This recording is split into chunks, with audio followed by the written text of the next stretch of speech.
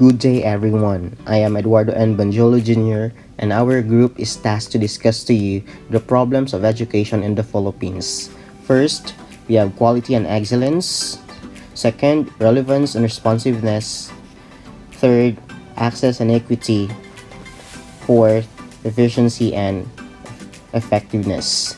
Issues regarding the educational system when it comes to influence the educational system of the Philippines has been affected immensely by the country's colonial history, including the Spanish period, American period, and Japanese rule and occupation. Although having been significantly influenced by all its colonizers with regard to the educational system, the most influential and deep-rooted contributions arose during the American occupation.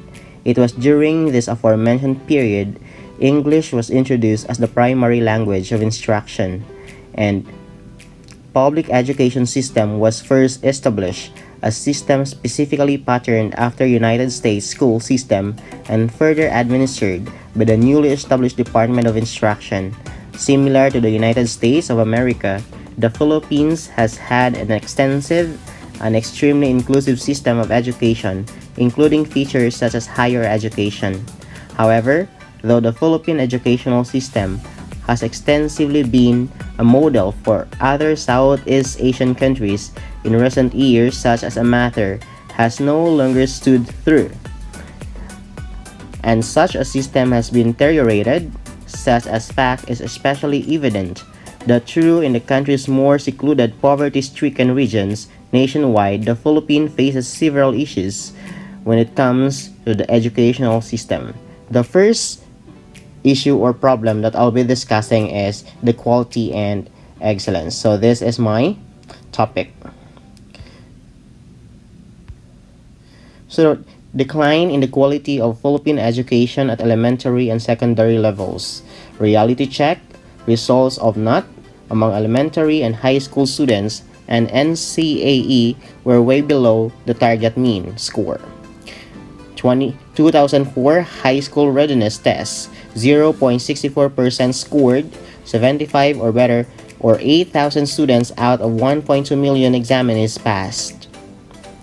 Another reality check, self-assessment test for English, 19% scored 75 or better, or 10,000 out of 51,000 teachers. Decline in quality of education in the Philippines. Trends in International Mathematics and Science Study or TIMMS as of year 2003. For math, Philippines ranked number 43 out of 46 countries. For science, Philippines ranked number 42. Another reality check, the results of the 2014 National Achievement Test or NOT and the National Career Assessment Examination or NCAE show that there had been a drop in the status of primary and secondary education. Data on students that have missed school due to COVID-19. Of the world's students population, 89% or 1.52 billion are the children and youth out of school due to COVID-19 closures. In the Philippines, close to 4 million students were not able to enroll for this school year as per the DepEd. With this, the number of out-of-school youth or OSY continues to grow, making it is a serious issue needing to be checked to avoid worse problems in the long run. Crisis in Philippine education, how is it really? A 2018 study found that a sample number of 15-year-old Filipino students ranked last in reading comprehension out of 79 countries. They also ranked 78 in science and math. One key insight from this study is it implies those tested mostly came from public schools. Hence, the crisis also lies in the fact that a lot of Filipinos can't read or do simple math. Another we have here. Indeed, it's clear that there is a class divide between rich and poor students in the country. Though this is the case, less developed states can focus on learning if it's covered in their top concerns. However, The Philippines doesn't invest on top-notch learning as compared to its neighboring countries.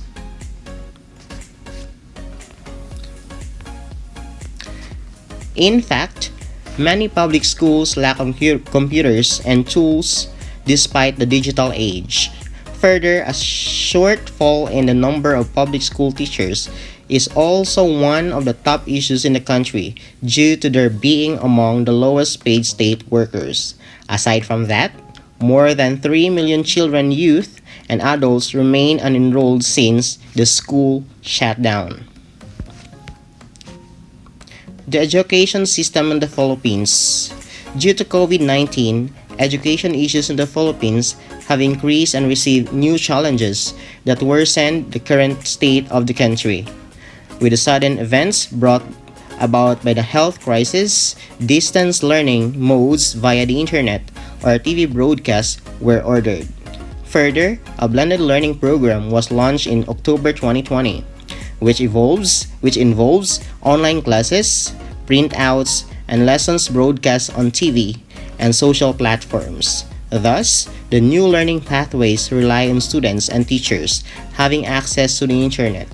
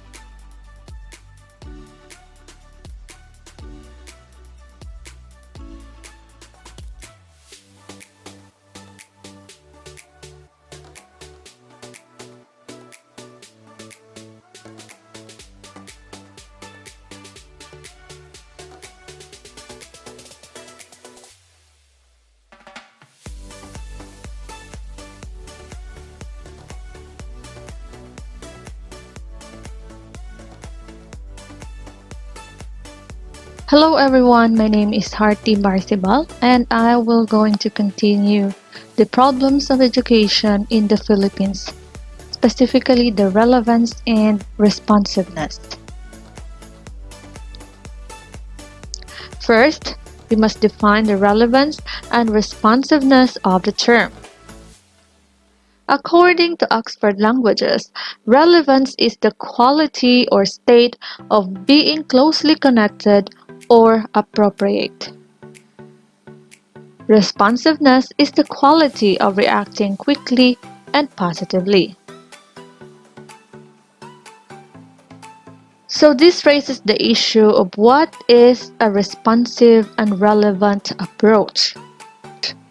Culturally relevant teaching or responsive teaching is a pedagogy grounded in teachers displaying cultural competence, skills at teaching in a cross-cultural or multicultural settings. Teachers using this method skills at teaching in a cross-cultural or multicultural settings to his or her cultural context. Apart from quality, relevance is also a problem in Philippine education. Most of what children learn in school is not applicable in their daily lives. The curriculum is overloaded and does not accommodate regional and cultural differences, leading to a lack of focus and rote memorization. Language remains an issue. While the government has made an effort to indigenous knowledge through the use of Filipino as the medium of instruction, this is unsupported by qualified teachers and good teaching materials. Coupled with the deteriorating quality of English teaching, the situation has resulted in semi-lingualism and mediocrity. The old debate or whether to use local languages or English in school has also been resurrected in the light of challenges and presented by globalization. Although the Philippine education has extensively been a model for other Southeast Asian countries, in recent years such a matter has no longer stood true, and such a system has been deteriorated. Such a fact is especially evident and true in the other countries' more secluded, poverty-stricken regions. Nationwide, the Philippines faces several issues when it comes to the educational system. These are mismatch. There is a large mismatch between educational training and actual jobs. This tends to be a major issue at the tertiary level and is furthermore the cause of the continuation of a substantial amount of educated yet unemployed or underemployed people. According to Dean Salvador Belaro Jr., the colonel-educated congressman representing ang Edukasyon Party List in the House of Representatives, the number of educated unemployed reaches around 600,000 per year. He refers to said condition as the educational gap. The literature points out this could be the result of a rational response to a dual labor market where one sector is important substituting and highly protected with low wages. Graduates may choose to wait it out until a job opportunity in a high-paying sector comes. To address this problem, it is suggested that the leaders in business should actively involved in higher education. A selective admission policy should be carried out, that is, mechanism should be installed to reduce enrollment in oversubscribed programs and promote enrollment in undersubscribed ones. Next is dropout rate or out-of-school youth. Franz Castro, Secretary of Alliance of Concerned Teachers or ACT, stated that there is a grave need to address the alarming numbers of out-of-school youth in the country. The Philippines overall has 1.4 million children who are out of school according to UNESCO's data, and is additionally the only ASEAN country that is included in the top 5 countries with the highest number of out-of-school youth. In 2012, the Department of Education showed the data of a 6.38% dropout rate in primary school and 7.82 dropout rate in secondary school. Castro further stated that the increasing number of out-of-school children is being caused by poverty. The price increases in prices of oil, electricity, rice, water, and other basic commodities are further pushing the poor into dire poverty. Subsequently, as more families become poorer, the number of students enrolled in public schools increases, especially in high school level. In 2013, The Department of Education estimated that there are 38,503 elementary schools alongside 7,470 high schools. Next is brain drain. Brain drain is a persistent problem evident in the educational system of the Philippines due to the modern phenomenon of globalization. With a number of overseas Filipino workers or OFWs who worked abroad at any time during the period April to September 2014 was estimated at 2.3 million. This ongoing emigration subsequently induced an unparalleled brain drain alongside grave economic implications. Additionally, Philippine society here is footing the bill for the education of millions who successively spend their more productive years abroad. Thus, the already poor education system of the Philippines indirectly subsidizes the opulent economies who host the OFWs. Lastly, the social divide. There exists a problematic and distinct social cleavage with regard to educational opportunities in the country. Most modern societies have encountered an equalizing effect on the subject of education. This aforementioned divide in the social system has made an education become part of the institutional mechanism that creates a division between the poor and the rich. So these are the issues and problem of education in the Philippines. To address these problems, we may need to know more about the relevant or the relevance and responsiveness when it comes to education. First, how to ensure the relevance and responsive of your learning as an educator.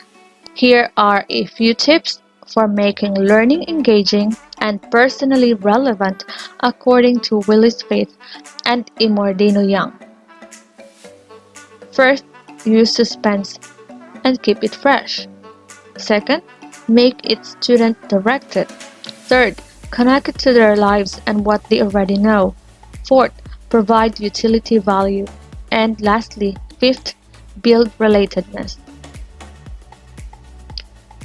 Next is to address what is responsive teaching. Responsive teaching is a way of thinking about teaching and learning. Responsive teaching in the differentiated classroom connects the learner and the content in meaningful, respectful, and effective ways. It is grounded in the teacher's understanding of and connection with each student. Next is, what does it mean to be culturally responsive? Cultural responsiveness requires individuals to be cultural competent. This competency is having an awareness of one's own cultural identity and views about difference and the ability to learn and build on the varying cultural and community norms of students and their families.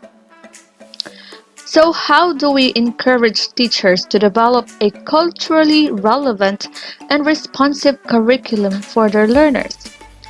Before you can tap into a student's culture, you must first know them well. Learning about your students is the key to culturally responsive teaching. Encouraging ELLs or English language learners to read, write, and speak in their native language allows them to hold on their culture and bridges languages. Survey in the classroom environment. Lastly, how can you be culturally responsive? So these are the culturally responsive teaching strategies and examples that are very relevant to us educators. First, learn about your student. Second, interview students. Third, Integrate relevant word problems. Fourth, present new concepts by using student vocabulary. Fifth, bring in guest speakers. Sixth, deliver different forms of content through learning stations. Seventh, gamify lessons. And lastly, eighth,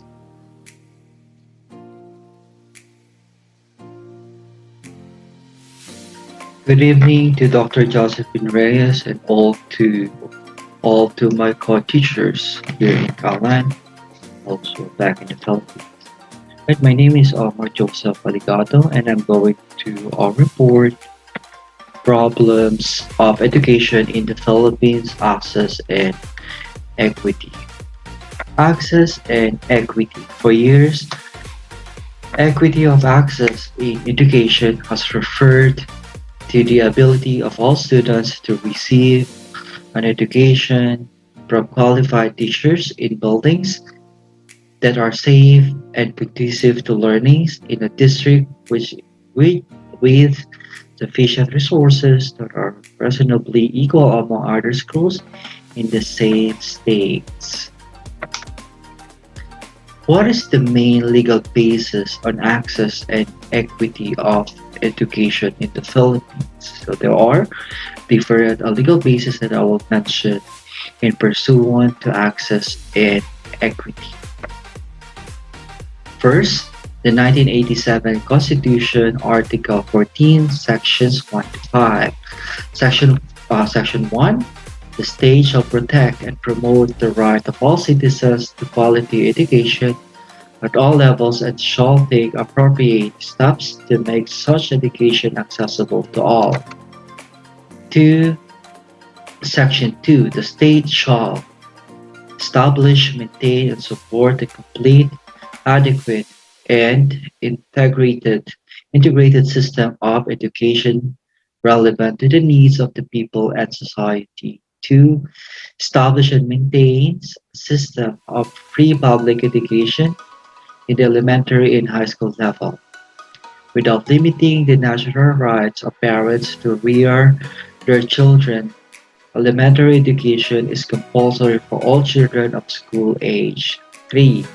Establish and maintain a system of scholarship grants, student loan programs, subsidies, and other incentives which shall be available to deserving students in both public and private schools, especially to the underprivileged. 4. Encourage non-formal, informal, and endogenous learning system as well as self-learning independent and out-of-school study programs, particularly those that respond to community needs. And 5.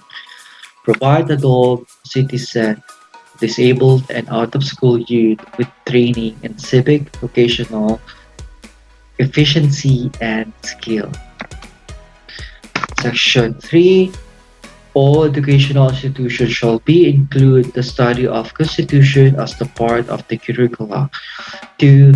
They shall inculcate patriotism and nationalism, foster love of humanity, respect for human rights, appreciation of the role of national heroes in the historical development of the country. Teach the right and duties of citizenship. Strengthen ethical and spiritual values, develop moral characteristics and personal discipline, encourage critical and creative thinking, broaden scientific and technological knowledge, and promote efficiency. 3. At the option expressed in writing by the parents or guardians, religion shall be allowed to be taught to their children or wards in the public elementary and high school within the regular class hours by instruction designated or approved by the religious authorities of the religion to which the children or wards belong. Additional costs to the government. Section number 4. The state recognizes the complementary roles of the public and private institutions in the educational system and shall exercise reasonable supervision and regulation of all educational institutions. 2. Educational institutions other than those established where religious groups and mission boards shall be allowed solely by the citizen of the Philippines or corporation or association at least 60% of the capital of which is owned by such citizen. The Congress may however require increased Filipino equity participation in all educational institutions. Control and administration of educational institutions shall be vested in citizens of the Philippines. No educational institution shall be established exclusively for aliens and no group of aliens shall comprise more than one-third of enrollment in any school. The provision of this subsequent subsection shall not apply to schools established for foreign diplomatic personnel and their dependents and, unless otherwise provided by law, for other foreign temporary residents. All revenues and assets of non-stock, non-profit educational institutions used actually, directly, and exclusively for educational purposes shall be exempt from taxes and duties. Upon the, upon the dissolution or cessation of the corporate existence of such institutions, their assets shall be disposed of in the manner provided by law. Propriety educational institutions include those cooperatively owned will likewise be entitled to such exemption subject to limitation provided by law, including restriction on dividends and provision for reimbursement, or subject subject to conditions prescribed by law, while grant, endowments, donation, or contribution used actually directly and exclusively for educational purposes shall be exempt from tax. And section 5, the state shall take into account regional and sectoral needs and condition and shall encourage local planning in the development of educational policies and programs. Academic freedom shall be enjoyed in all institutions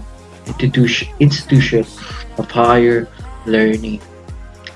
3. Every citizen has a right to select a professional or course of study subject to fair, reasonable, and equitable admission and academic requirements. 4. The state shall enhance the right of teachers to professional advancement. Non-teaching academic and non-academic personnel shall enjoy the protection of the state. 5. The state shall assign the highest budgetary priority to education and ensure that teaching will attract and retain its rightful share of the best available talents through adequate remuneration and other means of job satisfaction and fulfillment. Another legal basis is the Batas Pambasa Bilang 232, the Educational Act of 1982. This was an act providing for the establishment and maintenance of an integrated system of education. In accordance with Section 2, this act should apply to and govern both formal and non-formal systems in public and private school in all levels of the entire educational system. As provided by this act, the national development goals are as follows. 1. To achieve and maintain an accelerating rate of economic development and social progress. 2. To ensure the maximum participation of all people in the attainment and enjoyment of the benefits of such growth. And 3. To achieve the strengthened national unity and consciousness, and preserve development and promote desirable cultural, moral, and spiritual values in changing world. It is also stated in section 3 that the state shall promote and the right of every individual to relevant quality education regardless of sex, age, creed, socioeconomic status, physical and mental condition, racial or ethnic origin, political or other affiliation, The state shall therefore promote and maintain equality of access to education as well as the benefits of educational by all its citizens. Rights of student in school, Section 9. The right to receive competent instruction, relevant quality education. 2.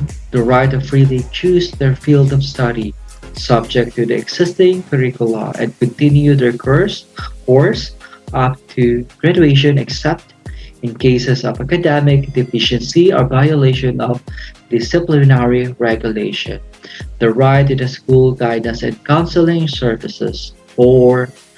The right to access to his own school records and the confidentiality of it. 5. The right to issuance of official certificates, diploma, transcript of record, grades, transfer credential, and similar documents within 30 days from request. 6. The right to publish a student newspaper and invite resource person during symposia, assemblies, and other activities. 7. The right of free expression of opinions and suggestion and to effective channels of communication with appropriate academic and administrative bodies of the school or institution. 8. The right to form, establish, join, and participate in organizations and societies recognized by the school or to form, join, and maintain organizations and societies for purposes not contrary to law. 9. The right to be free from involuntary contribution except thus by approved by their organization and societies. Another legal basis is Republic Act number 6655, known as the Free Public Secondary Education Act of 1988. It was approved on May 26, 1988 and provided for a free public secondary education to all qualified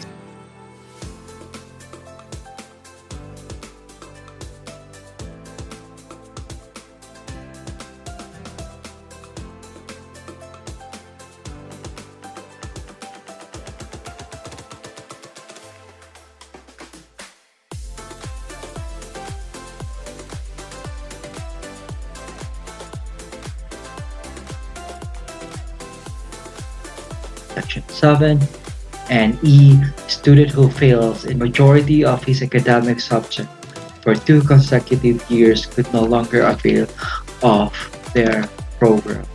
And that's all comprises of my report. Thank you for listening. I am Juna Bulahao and I will continue to present the problems of education in the Philippines, particularly on the efficiency and effectiveness. Let's review the meaning of these two words. Efficiency is achieving the maximum productivity with minimum wasted effort or expense, while effectiveness is the degree to which something is successful in producing a desired result or success. The school system can be viewed as a production line, which has both input and output. And the starting materials are, of course, the resources.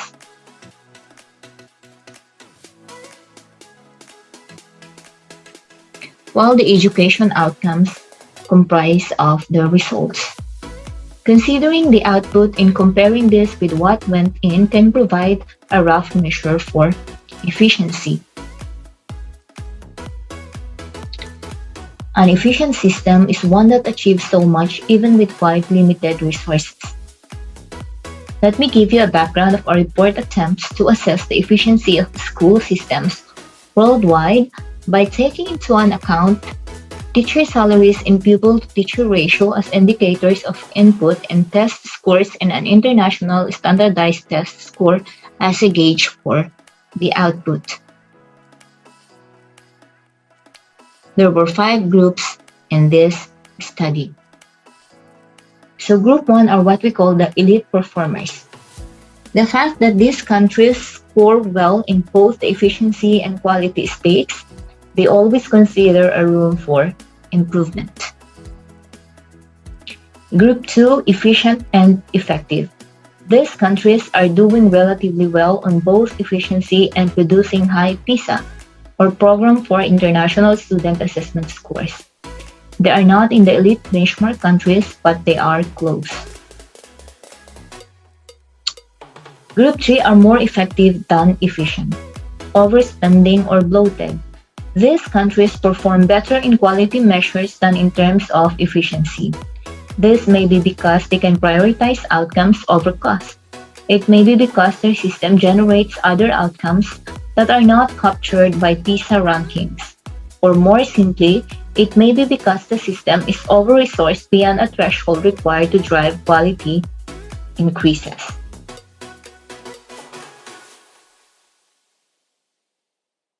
Group 4 are more efficient than effective. Underspending or underperforming, these countries by comparison are more efficient than educationally effective. This could be for the simple reason that have constraints which prevent their system from moving to the next level. Example, low salaries may prevent the teaching profession from being able to recruit highly skilled individuals. More interestingly, if extensive resources are already being deployed, it could be the case that underlying flaws exist in the education delivery model. The system has the potential to increase outputs for no additional inputs by making policy changes. And group 5, inefficient and ineffective. These systems are inefficient and at the same time do not produce comparatively good outcomes. The ultimate ambition is to occupy a space in the upper right quadrant, but progression either horizontally or vertically.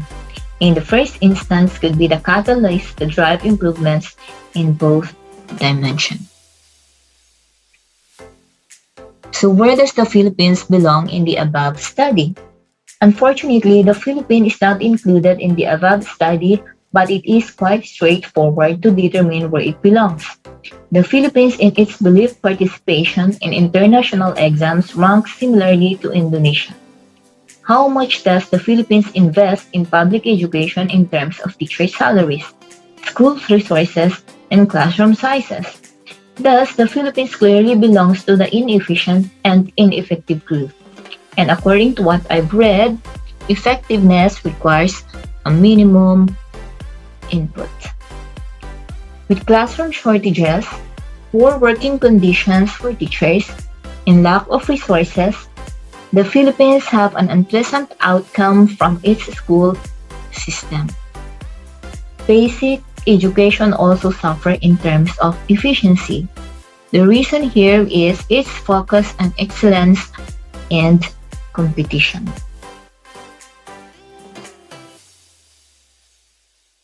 There are elite schools that are very selective in its enrollment, and at the same time, these schools likewise attract efficient teachers. Hence, much of the resources which are already severely limited go to where these are less needed. The emphasis on excellence sacrifices equity.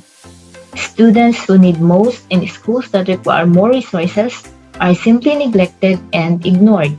Such school system therefore takes pride in producing quite a few excellent alumni while leaving most of the population poorly educated.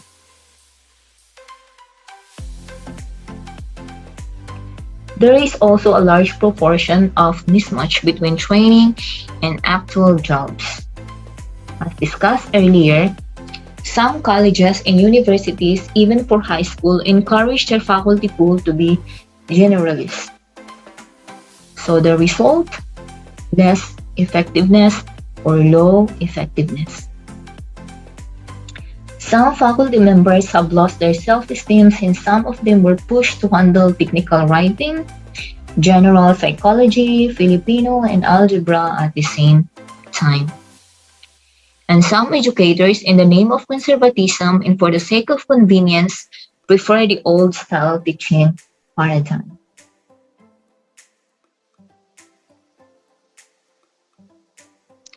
The problem of non-sustainability and non-continuity.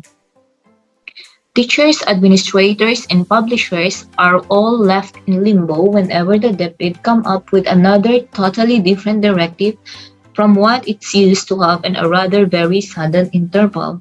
For example, the case of the grading system, time frame allotted to various subjects.